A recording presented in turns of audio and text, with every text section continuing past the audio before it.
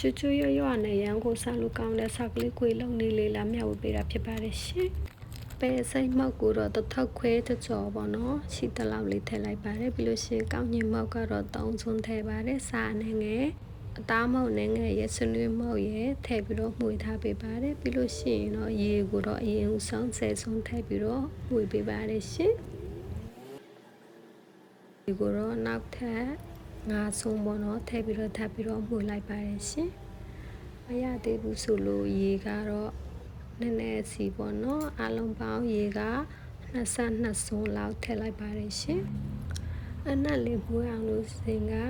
ဂျင်းကိုထောင်းပြီးတော့ထည့်လိုက်ပါစေအရေးပဲထည့်ချင်လို့လည်းရှင်လည်းရပါတယ်เนาะစင်ကဂျင်းမှထည့်လိုက်ပါတယ်ရှင်ပြီးလို့ရှင်တမအောင်မှုပေးပါတယ်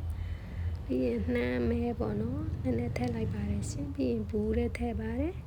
ပြီးရင်စီပူပူထဲမှာချော်လိုက်ရုံပဲပေါ့နော်ပထမဦးဆုံးမို့လို့တိတ်မလှဘူးเนาะနောက်တစ်ခုလည်းမလှပါဘူး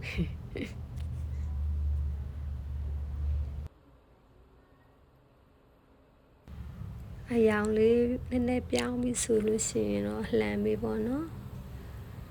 လို့နေညိုရောင်ပြောင်းပြီးဆိုလို့ရှိရင်တော့ဆယ်လို့ရပါပြီဒါလေးကတော့ရနေပြီပေါ့เนาะ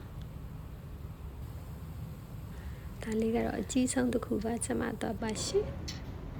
ကဲစားလို့ရပါပြီစားလို့မကောင်းလို့ရှိရင်ဘူးတဲ့ထည့်တိုင်းတာပေါ့နော်တစ်ပတ်လောက်ခံပါတယ်ရှင်